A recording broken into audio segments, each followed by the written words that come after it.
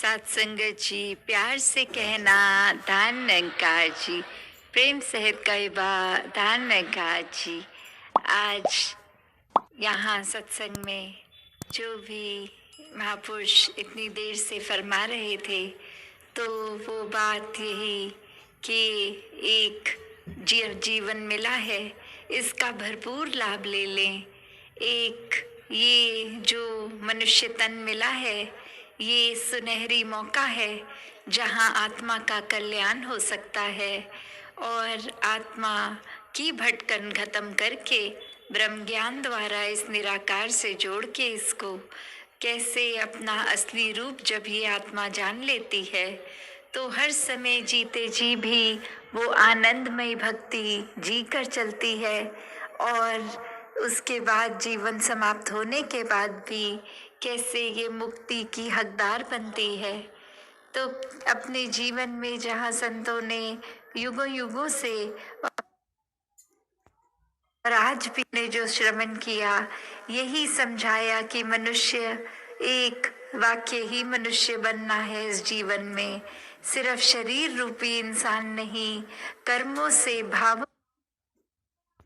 से, मानवीय गुणों से इस परमात्मा के साथ एक हो मनुष्यता जो आएगी, वही असली मनुष्यता है।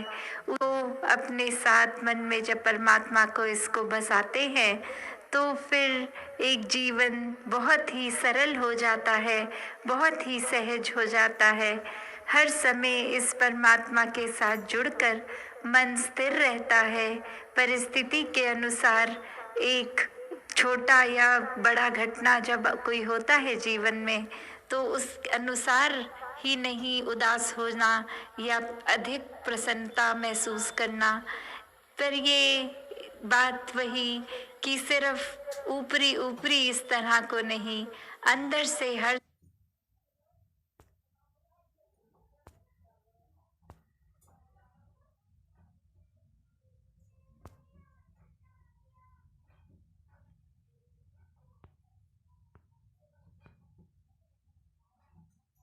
समय ये संत प्रवृत्ति बनना, इसका मतलब ये नहीं कि सिर्फ ऊपरी शिक्षाइयों से अच्छाइयों को जीना है।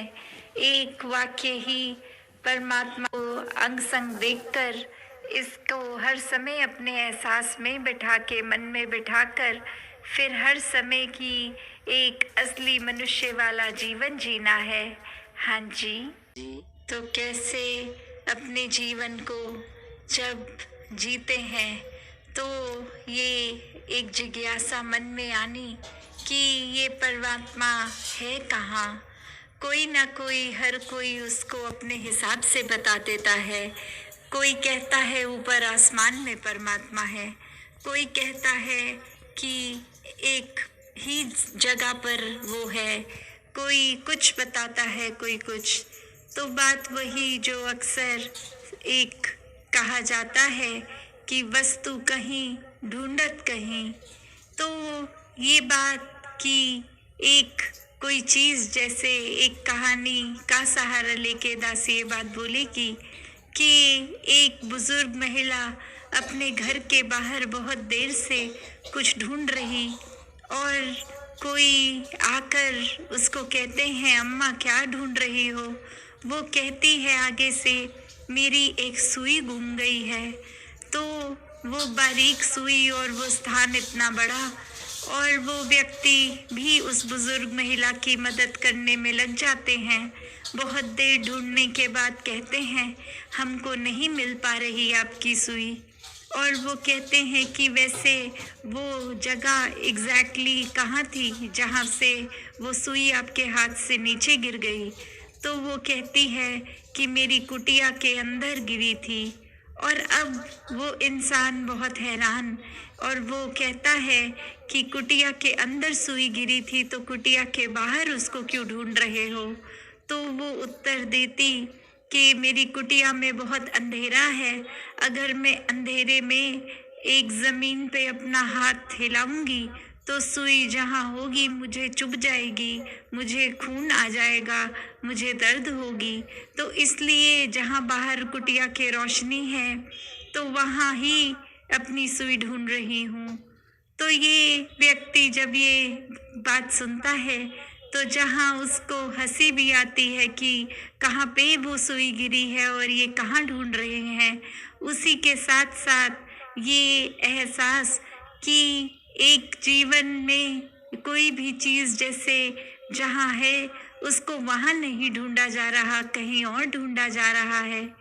तो एक हम कोई भी धर्म ग्रंथ खोल के देख लें, उसमें क्या बताया गया है कि परमात्मा कहाँ है, तो परमात्मा हर कोई वेद ग्रंथ यही बताता है कि ये तो नज़दीक से भी नज़दीक है, सर्वत्र है, कण कण में है, ये समय के साथ नहीं बदलता, ये अपनी जगह पे स्थिर एक जैसा कायम दायम युगों युगों से है।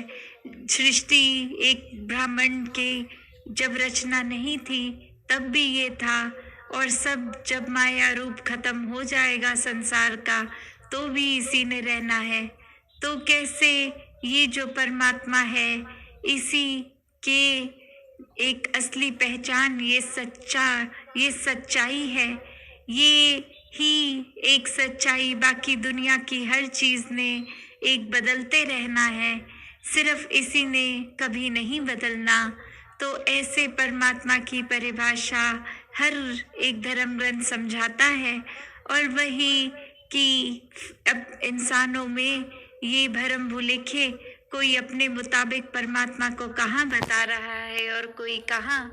तो जो चीज़ जहाँ है उसको वहीं ढूंढे, वरना कोई लाभ नहीं होगा अगर कहीं और ढूंढने लग पड़े। तो ये तो हर समय अंग संग है, हर जगह है, तो जहाँ ढूंढेंगे वहीं है।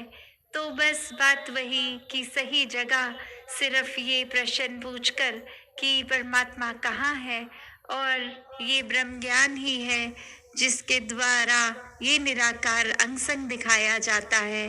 हाँ जी।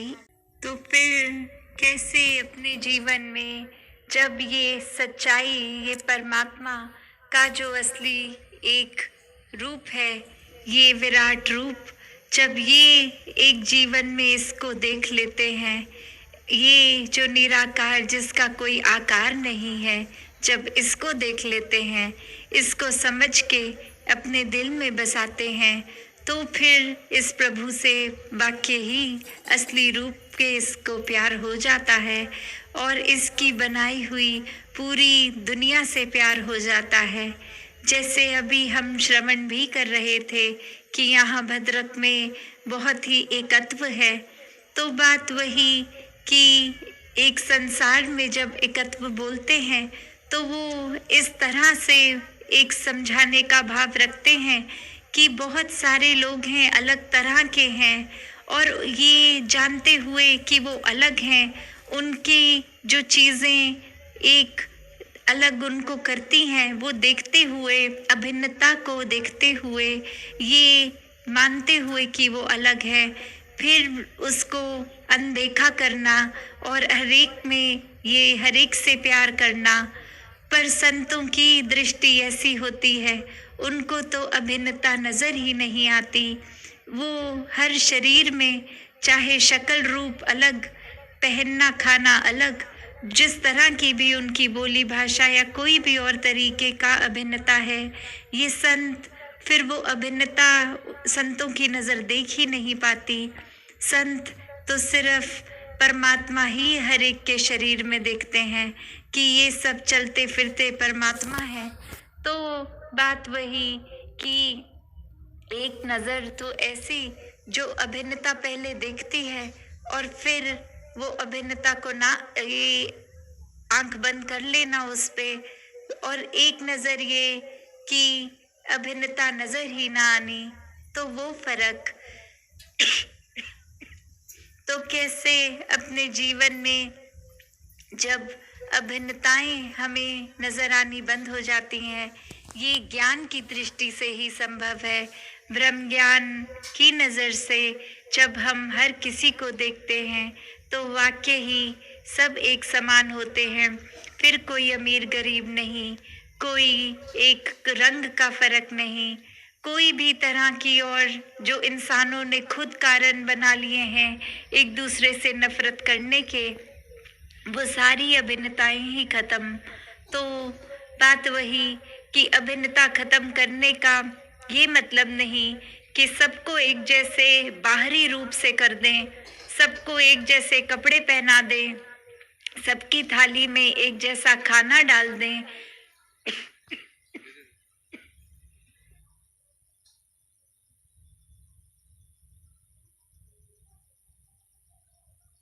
तो ये अभिन्नता उस तरह नहीं कि ये एकता होने के लिए एक जैसा रूप करना, कोई यूनिफॉर्म की तरह हर जन को नहीं एक जैसा, एक रेप्लिका एक दूसरे का बनाना, एक फोटोकॉपी की तरह नहीं, पर हर एक को जो करना है, जिस तरह करना है, जो उनका कल्चर है, जहाँ उनकी आस्था है, वो करते हुए भी ये एकता स्थापित करनी। क्योंकि जब हमारा मन ही इस परमात्मा के साथ एक हो गया है, तो इस परमात्मा की बनाई रचना के साथ भी फिर ये एकता खुद ब खुद ही हो जाती है, ये प्यार खुद ही हो जाता है। फिर संसार में अमन चैन सुकून आ जाता है, क्योंकि अब कोई कारण रहा ही नहीं नफरत करने का।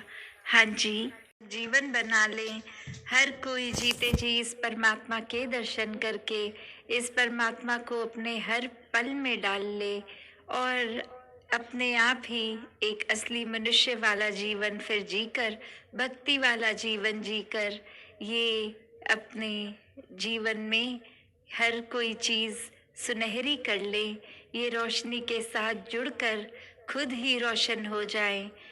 तो वही बात कि कैसे ये निराकार को एक देखकर, इसको मानकर, इसको सब में देख लेना और फिर उसके बाद फिर सत्संग रूप में भी, जब सत्संग में संत जो भी फरमाते हैं उसको जीवन में डालना, सेवा के लिए जो प्रोत्साहन होता है, तो वो सेवा का भाव भी यही कि अपने मन की नहीं, एक जो समय की एक उस समय ज़रूरत है उस तरह सेवा करना, एक अपने अहंकार से नहीं, मन को समर्पित कर देना और उस भाव से एक श्रद्धा से सेवा करना।